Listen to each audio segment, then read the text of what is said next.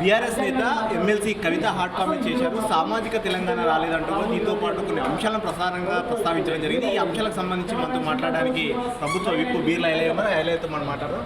ఐలయ్య గారు, ఎమ్మెల్సీ కవిత hot comment చేసింది. సామాజిక తెలంగాణ రాలేదంటూ గత 10 ఏళ్ల పాటు వాళ్ళే అధికారంలో ఉన్నారు. ఇప్పుడు సామాజిక తెలంగాణ రాలేదు, సామాజిక తెలంగాణ కోసం మరోసారి ఉద్యమించాలని చెప్పేసి కామెంట్స్. ఈ కామెంట్స్ను కాంగ్రెస్ పార్టీ ఎట్లా చూస్తుంది? నిన్న కవిత గారు కొన్ని విషయాలు నిజాన్ని ఒప్పుకున్నందుకు మేము సంతోషిస్తున్నాం.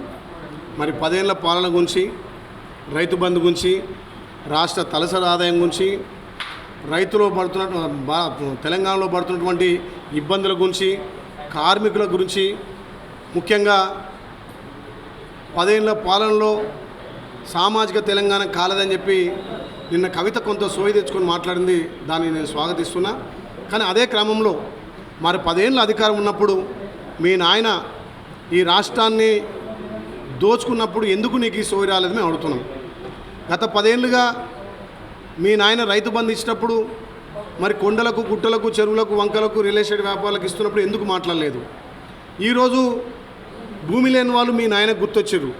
మేము ఎలక్షన్ల ముందే చెప్పినాం, రైతులకు రైతు భరోసా ఇస్తాం, నిజమైన వ్యవసాయ రైతుకి ఇస్తాం, వ్యవసాయానికి ఆమోదయోగ్యమైన భూములకే ఇస్తాం, దళారులకు ఇవ్వని చెప్పినాం.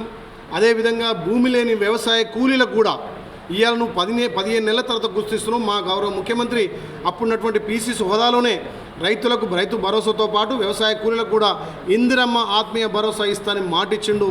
మరి దాన్ని ఇవాళ నువ్వు గుర్తెరిగి మీ నాయన కాలంలో తల్లి సోనియమ్మ ఇచ్చినటువంటి తెలంగాణ మిగులు బడ్జెట్ వస్తే ఈ రాష్ట్రం 8,000 కోట్ల అప్పు, 8,000 కోట్ల అప్పులు ఎట్లయింది? 8 లక్షల కోట్ల అప్పులు ఎట్లయింది? మరి ఇప్పుడు గుర్తు రాలేదా? సరే, ఇప్పుడు దీనికి సంబంధించి అంటే ఇప్పటివరకు తెలంగాణ రోల్ మోడల్గా మేమే పరిపాలన చేసినామని చెప్పేసి వీళ్ళంతా కూడా చెప్తున్నారు. కేటీఆర్ కానీ, హరీష్ రావు, కేసీఆర్ మొన్న సభలో కూడా కేసీఆర్ కూడా అదే చెప్పారు. కానీ కవిత మాటలు మాత్రం పూర్తి క్వైట్ ఆపోజిట్గా ఉన్నాయి.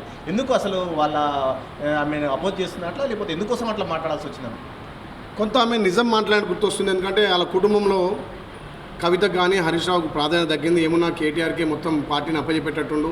పార్టీని వ్యవహారాలన్నీ కూడా కేటీఆర్ తప్ప ఇక్కడ హరీష్ రావు ఎక్కడ కూడా పాత్ర లేదు, ఈమెను కూడా ఎక్కడ ముందుకేయాలని చెప్పి మాట్లాడిన దాంట్లో కొంత అర్థం కానొస్తుంది.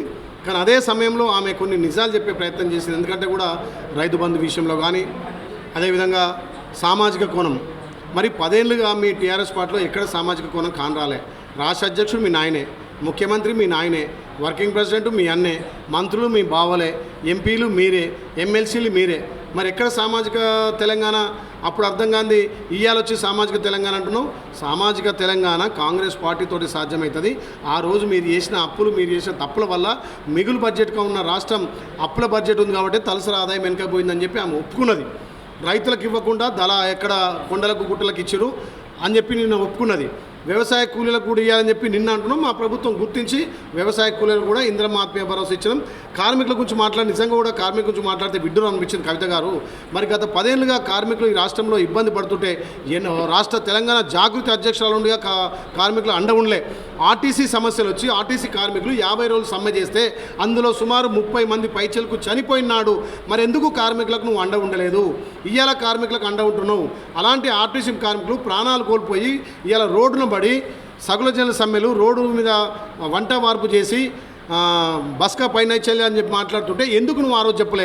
ఇవాళ కార్మికుల పట్ల మొసలి కన్నీరు గారుస్తున్నావు. ఇవాళ కార్మికులను కాపాడింది కాంగ్రెస్ పార్టీ, ఆర్టీసీని లాభాలు తీసుకొచ్చింది కాంగ్రెస్ పార్టీ. ఇవాళ ఆర్టీసీ ఉద్యోగులకు భద్రత కల్పించి ఇవాళ ఏదైతే మహిళలకు ఫ్రీ ఇచ్చినామో ఆర్టీసీ సంస్థ లాభాలకు వచ్చింది కాబట్టి కార్మికులు ఎప్పుడైనా కాంగ్రెస్ పార్టీ ఆదుకుంటుంది. ఇప్పుడు కవిత మాట్లాడిన దాంట్లో వాస్తవం ఉంది. సామాజిక తెలంగాణ కోసం మనం పోరాటం చేయాలని ఆమె చెప్తుంది. ఈ అంశానికి ఆమె మాట్లాడిన దాంట్లో నిజముందన్నప్పుడు ఆమె పోరాటం చేస్తామన్న సామాజిక తెలంగాణ కోసం చేసే పోరాటానికి మీ మద్దతు ఏమైనా ఉంటుందా? అంటే ఏమంటున్నా, నీకు అధికారం ఉండి మీ నాయన ముఖ్యమంత్రి ఉన్నప్పుడు, మీ అన్న మంత్రి ఉన్నప్పుడు, మీ బావ మంత్రి ఉన్నప్పుడు అప్పుడు ఎందుకు నీకు ఇవి సోయి రాలేదు అంటున్నా. ఇవాళ అధికారం పోయినాక మళ్ళీ ప్రజలలోకి వచ్చి నేనేదో పోరాటం చేస్తాను. మీరు గతంలో తెలంగాణ సెంటిమెంట్ను వాడుకొని తెలంగాణ సమయంలో సకల జనులు రోడ్డు మీదకి వస్తే మీ నాయన హీరోగా నేనే తెచ్చిన తెలంగాణ అంటే ప్రజలు నమ్మి 2 సార్లు అధికారం ఇస్తే వచ్చిన రాష్ట్రాన్ని నీళ్లు, నిధుల, నియామకాలని మొత్తం మీ ఫామ్ హౌస్కే వచ్చినాయి, మీ కుటుంబానికి వచ్చినాయి, మీకే వచ్చింది తప్ప తెలంగాణ రాష్ట్రాన్ని కొరగబెట్టింది లేదు. అందుకే ప్రజలు ఆలోచన చేసి మిమ్మల్ని ఇంట్లో కూర్చోబెట్టారు. ప్రజాపాలన మా ముఖ్యమంత్రి రేవంత్ రెడ్డి గారికి పరిపాలన బాధ్యత ఇచ్చారు కాబట్టి ఇవాళ సామాజిక తెలంగాణ, అదేవిధంగా వెనుకబడ్డటువంటి వర్గాలను కలుపుకొని అన్ని వర్గాలకు న్యాయం చేసే విధంగా ఇలా కాంగ్రెస్ పార్టీ పరిపాలన చేస్తుంటే ఓర్వలేక మళ్ళీ మేము ఉద్యమాలు చేస్తాం, మళ్ళీ మేము అండగా ఉంటాం. ఏ రకంగా అండ ఉంటాము? మరి 10 ఏళ్లలో మీ నాయన చేసిన తప్పులు, మీ నాయన చేసిన అప్పులకు ఎందుకు నువ్వు ఎత్తి చూపలేదు? ఇవాళ కుటుంబంలో నిన్ను పక్కన పెట్టిరు కాబట్టి నువ్వు ఇవాళ అక్కస్తోటి వచ్చి కక్కుతున్నావు. అయినా తెలంగాణ ప్రజలకు కొన్ని నిజాలు చెప్పినందుకు కూడా కవితక్కను మేము స్వాగతిస్తున్నాం. సార్ ఫైనల్గా చెప్పండి, ఆమె ఒక మాటలు రాజకీయ కోణంలో చూస్తుందా కాంగ్రెస్ పార్టీ, లేకపోతే సామాజిక స్పృహతోటి చేసిందని మీరు చూసి ఎట్లా ఆమెకు మద్దతుగా ఉంటుందా, ఎట్లా ఉండబోతుంది? ఆమె కుటుంబ కలహాలు కొన్ని అయితే పార్టీలో ఆమెకు ప్రాధాన్యత లేకపోవడం, ప్రజలు మమ్మల్ని మా కుటుంబాన్ని విస్మరిస్తున్నారు. గతంలో రాష్ట్రంలో ఎవరు బతుకమ్మ అయ్యనట్టుగా ఆమె ఒక్కతే బతుకమ్మ చేస్తున్నట్టుగా అప్పుడు జాగృతి తెలంగాణలో బతుకమ్మ అని చెప్పి తెలంగాణ బతుకమ్మే కవిత అని చెప్పి ప్రజలకు వచ్చి ఒక కేసీఆర్ బిడ్డగా ఎక్స్పోజ్ అయింది. మళ్ళీ ఇప్పుడు కేసీఆర్ కుటుంబం టీఆర్ఎస్ పార్టీ కనుమరుగవుతుంది కాబట్టి నేనేదో కార్మికులకు అండ ఉంటా, నేనేదో బీసీలకు ఉద్యమానికి వస్తా, బీసీలకు వాట కావాలని చెప్పి ఇన్నియాల ముసలి కన్నీరు గార్చి మళ్ళా జనాలకు వచ్చే ప్రయత్నం చేస్తున్నారు. ప్రజా సమస్యల మీద ప్రతిపక్ష నాయకులుగా కొట్లాడే హక్కు ఉంది.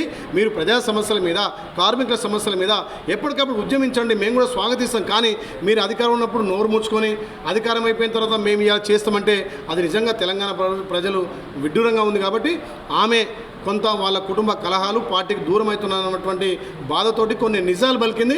కొన్ని నేను జనంలోకి పోవాలి, కార్మికులకు అండ ఉంటా అని చెప్పి కొంత చెప్తుంది. కాబట్టి ఆమె నిన్న మాట్లాడిన దాంట్లో కొంత నిజంగా అనిపిస్తుంది. రైట్, ఇది మొత్తం మీద కవిత చెప్పిన దాంట్లో నిన్న మాట్లాడిన దానికి సంబంధించి కూడా ఒక రాజకీయ కోణంలోనే మాట్లాడింది. అదేవిధంగా ముఖ్యానికి సంబంధించి చూసినట్లయితే కనుక ఆమె చేసిన కామెంట్స్ పార్టీలో ఆమె స్థానం బదిలీ చేసుకోవడానికి ఈ విధంగా మాట్లాడిందని కూడా వీళ్ళు ఎలా చెప్తున్నారు. కెమెరా రవీందర్తో ప్రతాప్, హైదరాబాద్.